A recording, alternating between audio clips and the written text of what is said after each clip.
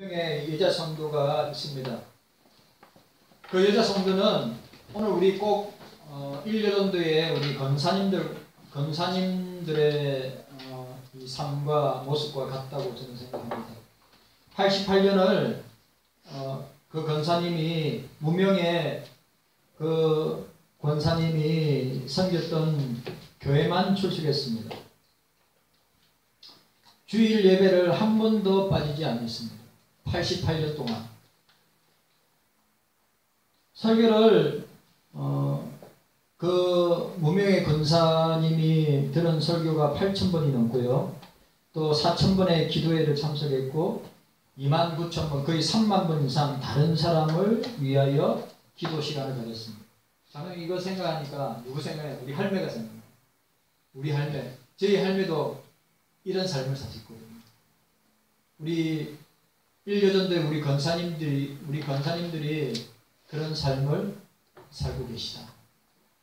저희 어머니도 이런 삶을 살고 있다고 저는 보고 있습니다. 50년 이상 주일학교 교사로 헌신했고 많은 어린이들을 교회로 인도하였습니다. 그 무명의 여정을 통하여서 목사가 나오고 선교사가 나오고 훌륭한 인재들이 나왔습니다. 그분이 그렇게 살 수밖에 없는 것은 자신이 맡은 자리를 사명으로 알고 자신이 맡은 자리를 지금 우리 권사님들이 우리 일여전도의 회원들이 권사님들이 앉아있는 그 자리 그 맡은 자리를 사명의 자리로 알고 사신 분이다. 오늘 우리는 사명을 따라 살았던 한 사람을 만날 수 있습니다. 그가 누굽니까? 사도 바울입니다.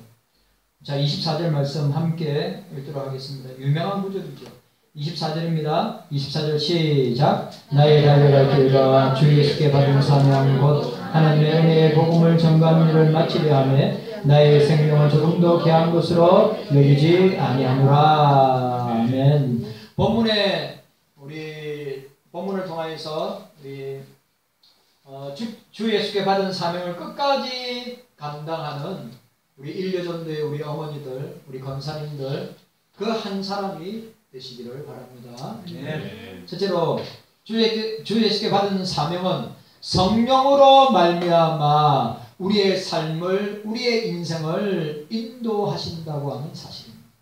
늘 우리는 기억해야 됩니다. 사도 바울은 혼자서 자기 혼자 감동받고 자기 감정에 좌지우지돼서 사역한 사람은 절대로 아닙니다. 오늘 자 23절에 오직 성령이 각성해서 내게 전가하여 오직 성령이라고 이야기했습니다. 그러니까 사도 바울은 늘 성령이 인도하십니다. 여러분 이게 중요한 거예요. 늘 자기 감정이 아니라 자기 느낌이 아니라 늘 성령의 인도하심을 따라서 사역을 감당하고 사명을 감당하고 주의 일을 감당하였다고 하는 사실을 우리는 보게 됩니다. 자, 23절에 보니까 오직 성령이 각성해서 내게 전가하여 결박과 환난이 나를 기다린다 하시니 라고 했습니다. 우리는 본문을 통해서 사명자 바울의 삶을 볼 수 있습니다. 사도 바울의 삶의 목표는 오직 그리스도 예수를 위해서 오직 그리스도 예수를 위해서 솔라 크리스토스. 사도 바울의 삶의 관심사는 오직 그리스도에 관한 것뿐이었습니다. 우리 잘 보세요. 우리의 삶의 목표는 뭡니까? 우리는 세상 사람들과 달라야 되는데 세상 사람들과 어떻게 보면 똑같은 목표를 가지고 살아가고 있지는 않습니까? 열심히 일해가지고 돈을 모아서 집을 사고 차를 사고 그 다음에 또 좋은 환경, 더 나은 환경. 이거 우리에게 이걸 제가 나쁘다고 하는 말이 아니라 우리에게 필요하지만 사도 바울 역시도 그리스도를 성령 안에서 그리스도를 다메섹 도상에서 십자가의 주님을 만나기 전에 그 사도 바울도 여러분 사도 바울이 어떤 사람입니까? 사도 바울도 세상 사람들과 똑같은 목표를 가지고 살았던 사람이었어요. 삶의 관심사는 세상이었습니다. 그런데 사도 바울이 예수님을 만나고 난 뒤에 그의 삶의 유일한 목표는 예수 그리스도였고 삶의 관심사는 오직 그리스도에 관한 것뿐이었어요. 예수 그리스도의 복음을 위하여 고난도 감수했습니다. 오직 그리스도의 복음을 위하여 모든 것을 배설물로 여겼습니다.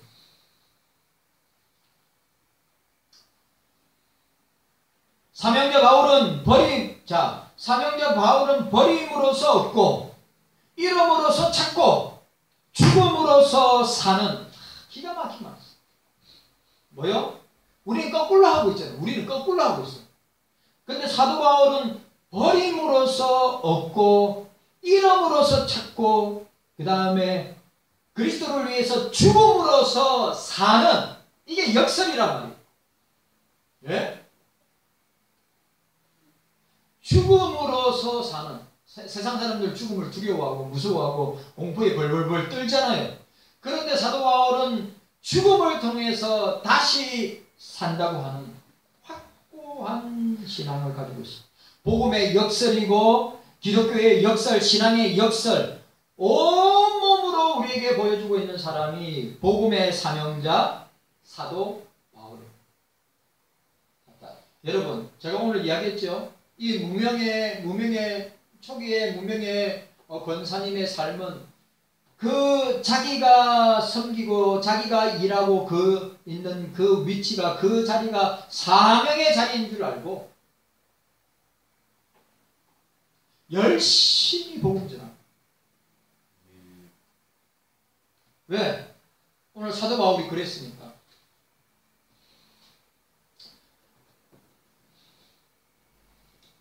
사도 바울은 다메섹으로 가는 도중에 십자가의 주님을 만났습니다.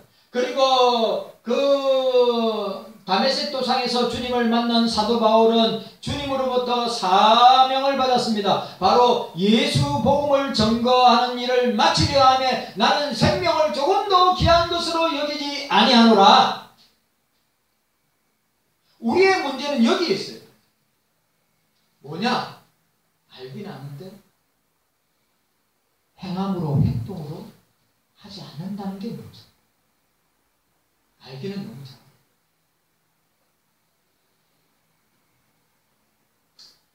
바울의 사명은 예수 복음을 전하는 것이다. 자, 따라합시다. 예수 복음을 증거하는 일입니다.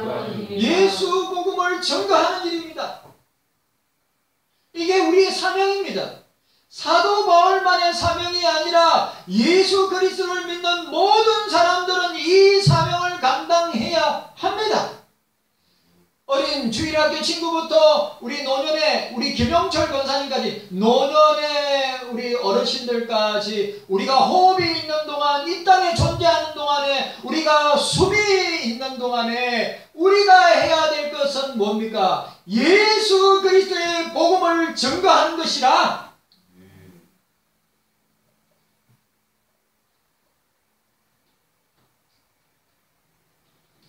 그 사명을 받은 사도 바울은 그의 인생과 삶의 방향이 완전히 바뀌었습니다.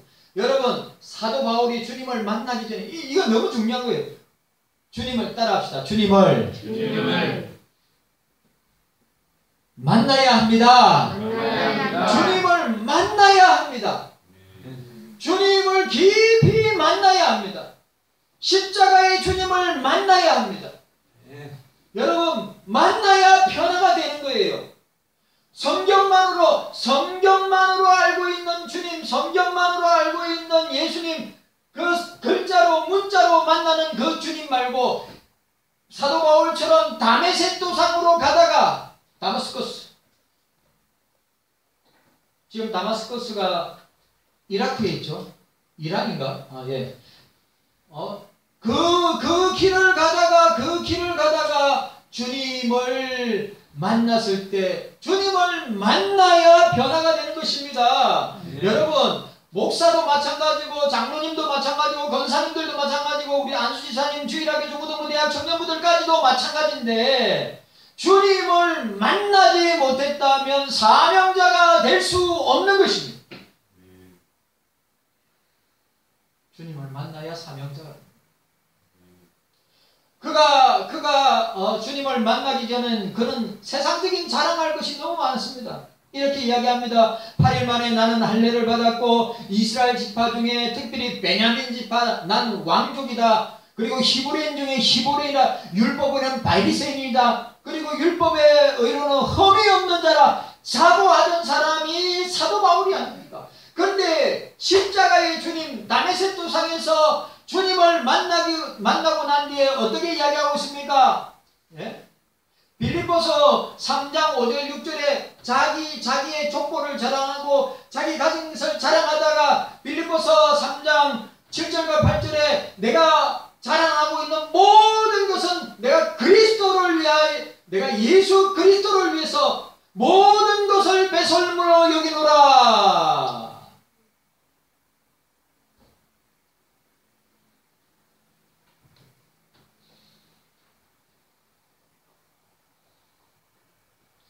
사도 바울은 가말리엘 문화에서 배웠습니다.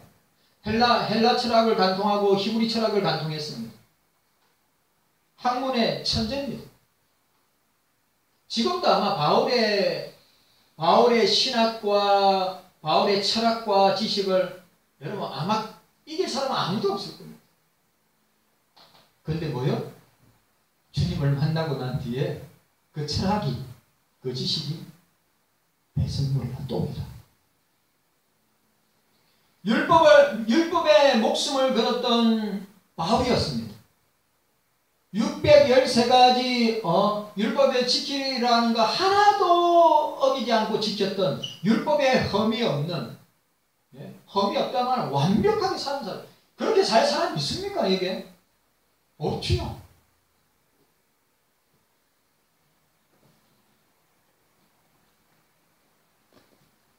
율법을 목숨처럼 지켰던 사람입니다. 그리고 당시 세계의 시민권이었던 로마의 시민권자였습니다. 여러분, 사도 바울은 태어날 때부터 로마 시민이었어요. 로마 시민은 전 세계 어디를 가도 프리패스로 다 통과할 수 있어요. 로마 시민은 함부로 재판을 하지 못했습니다. 로마 시민은 황제 앞에서도 재판할 수 있는 권한을 가지고 있는 대단한 시민권을 갖고 있었던 사도 바울이었어요. 그런데 뭐라고요? 똥이라, 배설물이라. 우리가 그런 의식을 갖고 있어야 돼요.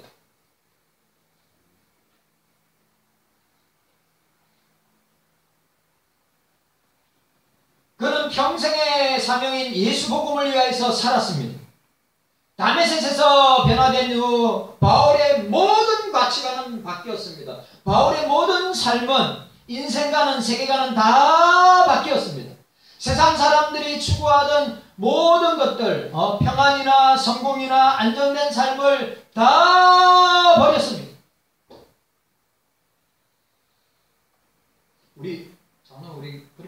장로님 우리가 그렇게 살 수 있을까요?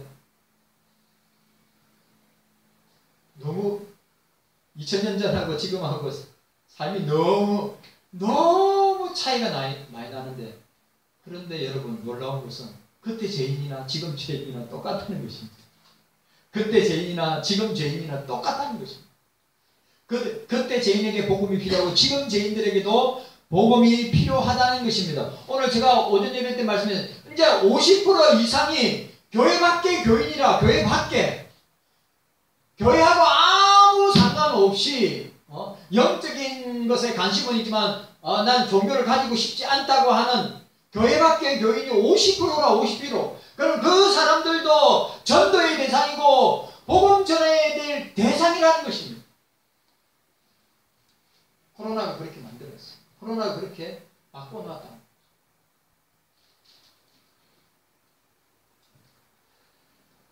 사도행전 9장 15절에 바울은 이방인과 임금들과 이스라엘 자손들 앞에 예수 그리스도의 이름을 전하는 것이 그에게 주어진 삶의 목표고 또한 그의 마음에 간직한 그의 전 인생의 사명이라고 하는 사실을 보게 되는 것입니다. 그는 예수 그리스도의 복음을 전하는 이 일을 위해서 어떻게 했습니까? 자기가 자랑하는 모든 것을 던져버리고 오직 그리스도의 복음을 전가하는 사명으로 살았던 사람이었습니다.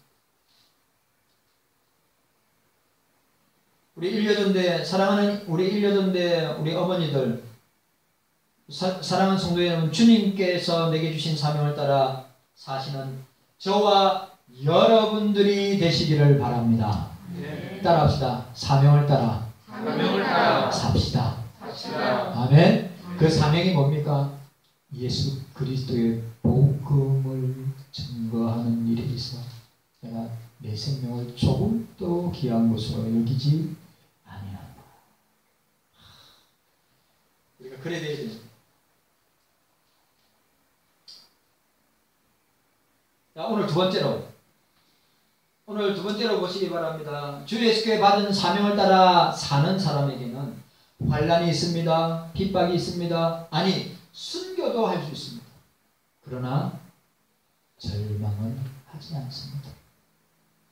중요한 말 했어요, 제가 지금.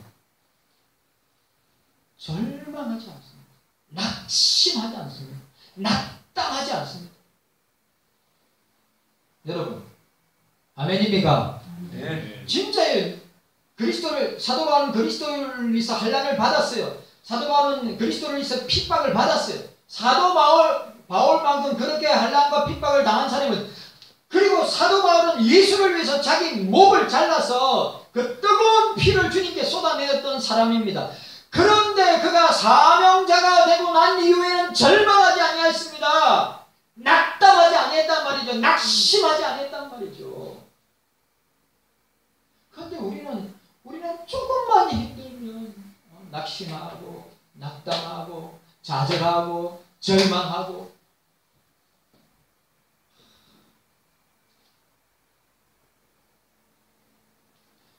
우리는 오늘 이 말씀 앞에서 진짜 우리가 거울을 보는 것처럼 우리 자신을 볼 수 있어야 됩니다.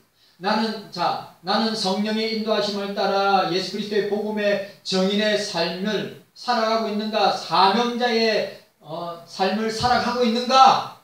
그리고 나는 예수 믿는다는 이유 때문에 핍박을 받고 환난을 받고, 아니 지금도 예수 믿는다는 이유 때문에 순교의 피를 흘리고 있는 사람이 1년에 10만 명 이상 되는데 지금도.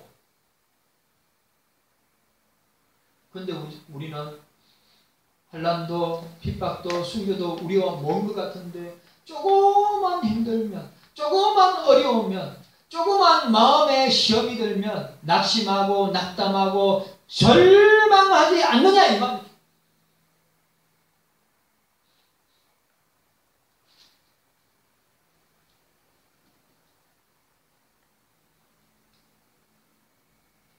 오늘 사랑하는 경숙교회 성도 여러분들, 여러분 절망하면 안 됩니다.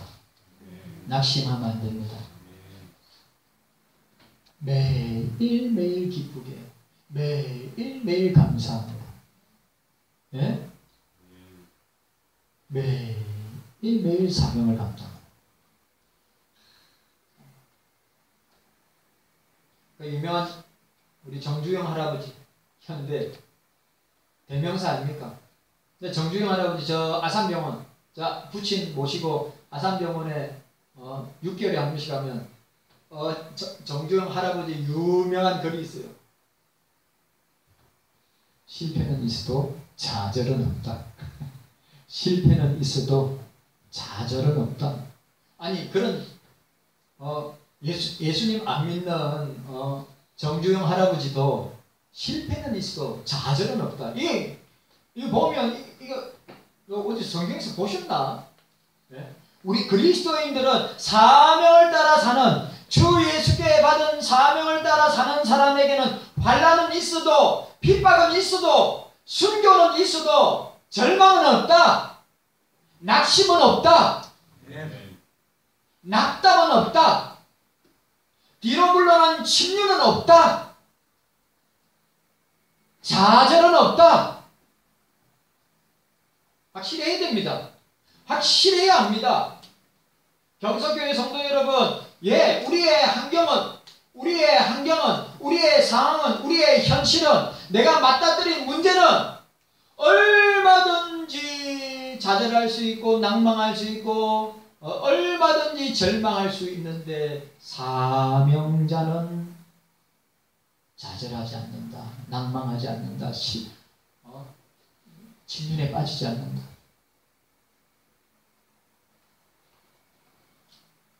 사도 바울은, 자 보세요. 사도 바울은 고린도후서 11장 23절에서 27절에 보면 그의 인생에, 여러분, 사도 바울의 인생을 한마디로 하면 환난과 핍박과 고난의 연속이다.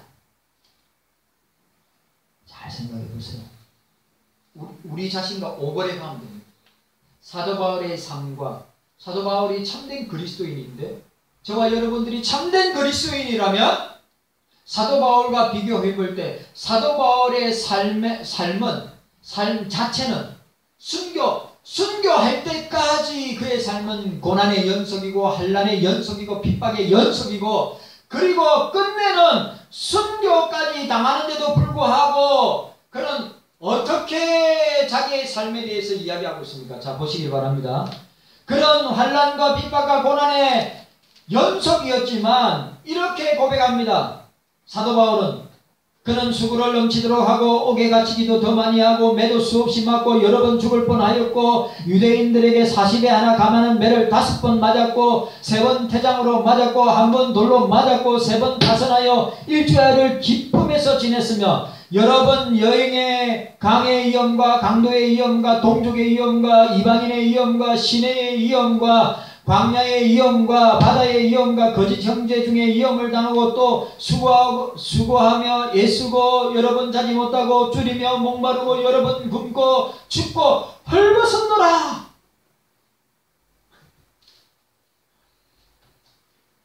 이게 여기에 해당되는 분 손 들어보세요.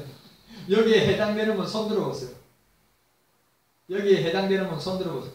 아, 목사님 저 해당됩니다. 빨리 손 들어보세요. 해당되시는 분들. 눈물 나네. 진짜. 이게 주님의 십자가의 길을 가른 사명자의 길이구나. 주님의 제자의 길이구나. 눈물 없이 가지 못하는 길. 자, 이런 환난과 헤리마 주님 오신다.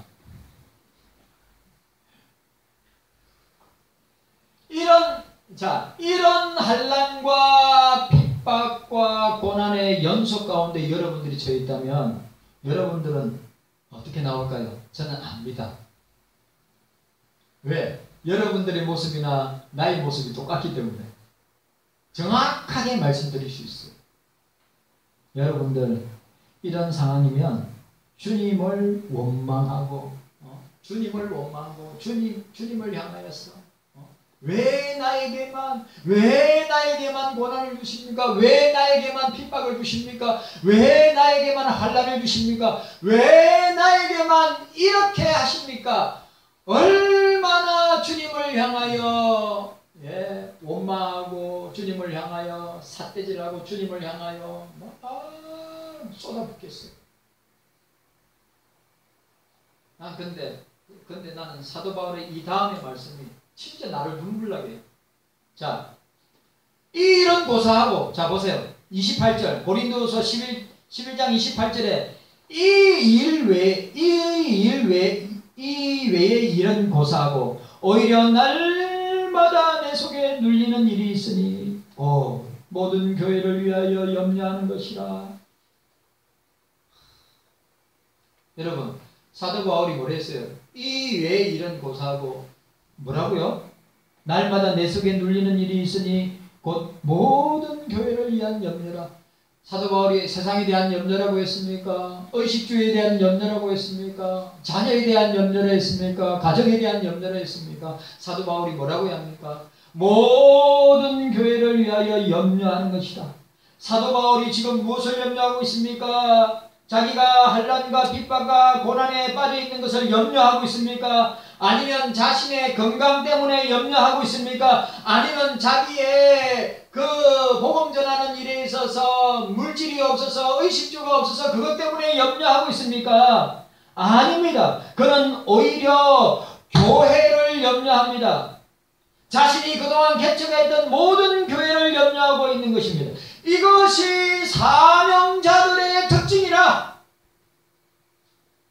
오늘 우리 일려전도의 우리 권사님들, 우리 일려전도의 우리 어머니들의 염려, 목사도 우리 일려전도의 우리 어머니들, 우리 권사님들의 걱정과 근심과 염려를 알고 있습니다. 왜냐? 그거는 모든 사람이라면 다 공유하는 걱정과 근심과 근심거리이기 때문에. 그런데 이거 하지 말라고 하는 것이 아닙니다. 사도 바울은 그런 엄청난 환난과 핍박과 고난 가운데서도 그가 뭘 염려하고 있는 것입니까?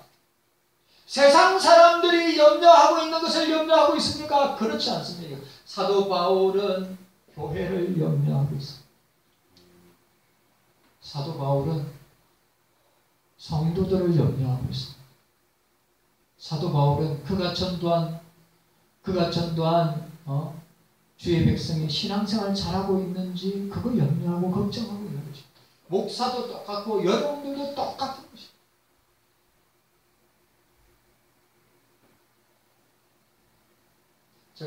제가 지난주 목요일인가 금요일인가 인천에 수정교회라고 있습니다. 정태성 목사님. 그 인천의 수정교회 정태성 목사님이 그분이 뭐 하는 분이냐면 예신전도법의 인천 지부 팀장이야. 그래 나도 나름대로 전도하려고 예수 노력하는데, 근데 그 목사님 하는 말이 뭐냐니까, 목사만 전도한다고 되는 거 절대 아니라, 성도들이 불이 붙어서 영혼을 예수님께로, 성도들이 불이 붙어서 예수님께로 인도하기를, 영혼 구원하기를, 영혼 사랑하기를, 예수님께로 한 영혼 데려오기를 성도들이 불이 붙어야 교회가 성장한다는 것입니다. 목사만의 전유물이 아니라, 목사만 애타는 것이 아니라,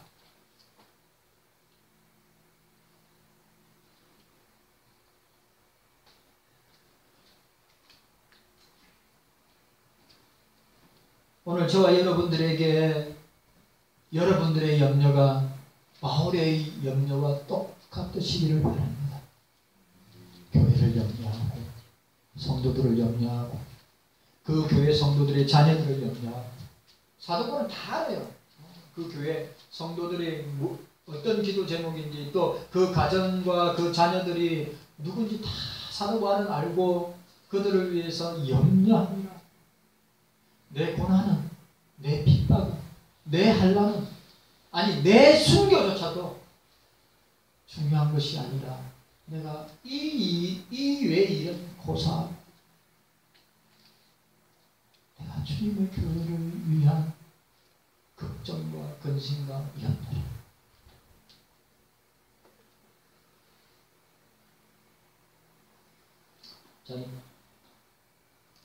22절, 22절부터 24절까지 읽고 결론 내도록 하겠습니다. 자, 22절부터 있습니다. 시작. 보라, 이제 나는 심령의 내용을 받아 예루살렘으로 가는데 저기서 무슨 일을 만나는지 알지 못하노라. 오직 성령이 각성에 내게 전도하여 결박과 혼란이 나를 기다린다 하시나, 나의 달려갈 길과 주 예수께 받은 사명 곧 하나님의 은혜의 복음을 전가하는 일을 마치려 하면은 나의 생명을 조금 더 귀한 것으로 여기지 아니하노라. 아멘. 여러분, 오늘 저와 여러분들의 고백이 되시기를 바랍니다. 저와 여러분들의 고백이 되시기를 바랍니다. 내가 예루살렘으로 가면 무슨 일이 있는 줄 모르면서도 올라가는 거예요. 왜요? 예수께 받은 이 사명, 예수 그리스도의 복음을 전거하는 일을 함에 있어서 생명을 조금 더 귀한 것을 예루살렘 오래 가면 무슨 일이 있나지 왜냐하면 예루살렘에 있는 사람들은 그리스도, 기독교, 예수 믿는 사람들을 아주 혐오하고 지금도 마찬가지. 지금도 혐오하고 지금도 여러분 아시죠? 신약성경 전해주면 강강의 선생님이 뭐라 했어요? 유대인들 앞에서 성경을 뜯고 발로 밟고 어떻게 해요? 선교사님 집까지 쫓아가가지고 막 린치하고 지금도 마찬가지입니다. 사도 바울은 다메섹 도상에서 예수 그리스도께 사명을 받고 난 뒤에 그의 평안, 성공, 안정된 삶은 다 접어두고 어떻게 해요? 교회를 위해서, 복음을 위해서 살아갔던 사람입니다. 오늘 24절에 말한 것처럼 저와 여러분들의 사명의 발버둥을 멈추게 하는 것들이 무엇이 있습니까? 여러 가지 많지만 우리 사명의 걸음을 멈추게 하는 것들이 바로 두려움입니다. 두려움. 무서움입니다. 사도 바울이 왜 두려워하지 않겠어요? 예루살렘에 올라가면 자기 죽을 수도 있는데.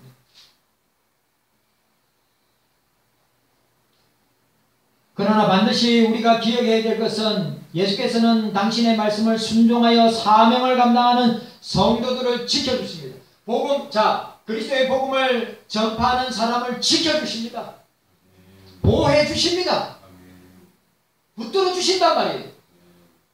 자, 오늘 우리 예수생명 나눔 한용원 전도초청주일 12월 셋째 주일에 있는데 우리가 저와 여러분들 한용원 그래 전도초청주일날 장로님 저 어릴 때 같이 자랐던 사촌이거든요. 사촌 식구들 우리 교회에 전도초청주일날 온대요. 몇 명이냐면 와이프하고 자식 3명, 5명. 그리고 내한테 니 거짓말 치면 안 된다 그랬어요. 꼭 와라 그러니까. 삼촌, 사촌이니까 삼촌. 내가 우리 가족들 다 데리고 경석교회 꼭 갈게요. 집이 어디냐? 점천입니다. 점천. 그러면 점천이니까 한 9시 정도 출발하면 한 8시 반 정도 출발하면 11시 정도에 우리 교회 올 수 있다. 그러니까 니 거짓말하면 안 된다. 삼촌 거짓말 아닙니다. 꼭 갈게요. 그래 이야기했어. 또 몇 사람 더 있어요. 내가 약속받은 사람. 걱정이 뭐냐면 약속은 받아놨는데 올지 안 올지 여러분 그런 마음이 있어야 돼요. 그런 영혼에 대한 관심. 예? 이게 사명자의 모습이요. 이게 복음 전도자의 모습이란 말이에요. 누가 하겠지, 목사가 하겠지, 누가 장로님이 하겠지, 누가 하겠지가 아니라 내가